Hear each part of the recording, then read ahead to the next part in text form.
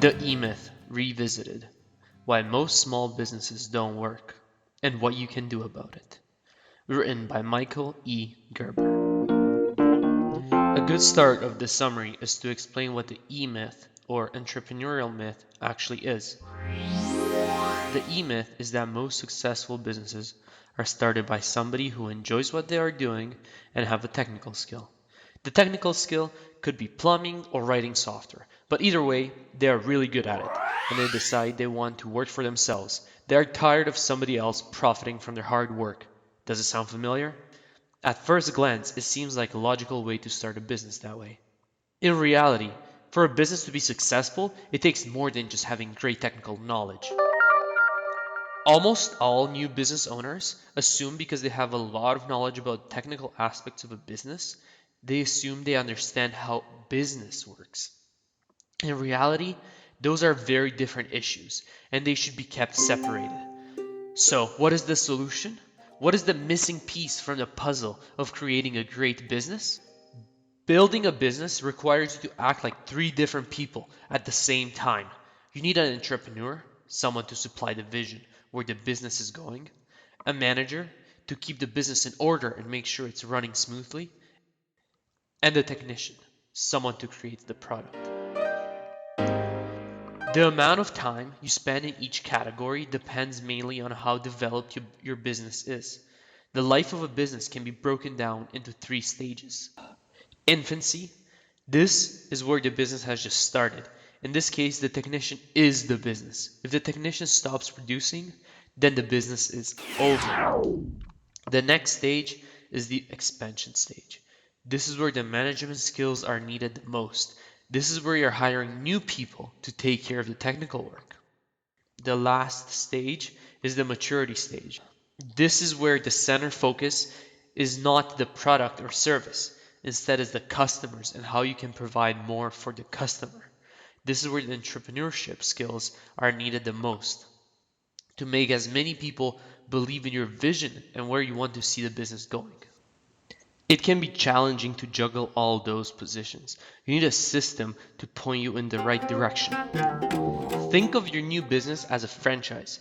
Think of it as something that you'll be able to replicate. The idea is to create a system where ordinary man can create extraordinary results. To do this, you need to deliver a constant experience that exceeds the expectations of the customers. You need a system so your business can be successfully operated by people with very low skill levels. Systems and procedures must be documented to be easy to understand. You want to create something that can be replicated, not a business where you need your workers to rediscover how to run it every single day. The system must be in place so the employers are motivated to work without direct supervision. And most importantly, you want to create a system where the time you spend doing the things you really enjoy is maximized, while the amount of time you spend doing things you hate but have to do is minimized. By keeping those things in your mind, you are forced to focus on the right issues instead of getting lost in the daily chores. When starting a business, you need to make sure you are creating more than just a source of income. You need to create a lifestyle, and that lifestyle needs to be right for you. I remember when starting out, I created a company that was making good progress towards becoming a great company, but the things I was making were not aligned with what I was valuing in life.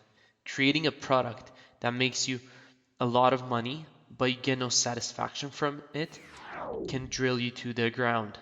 This is one of the most important steps when starting a new company, and it's a step many people skip over. Skipping over this crucial step will not only make your life miserable, but your business will eventually fail.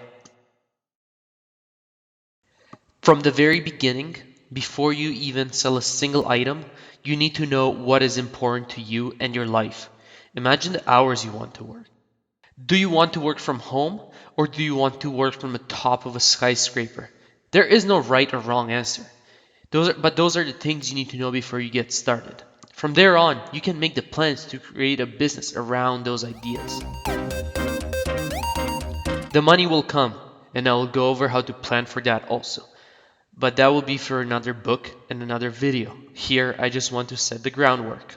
Do not wait to write down the answer to those questions. To start, below as a comment, write down where you want to work in the future. Is it a Starbucks or a multi-million-dollar skyscraper?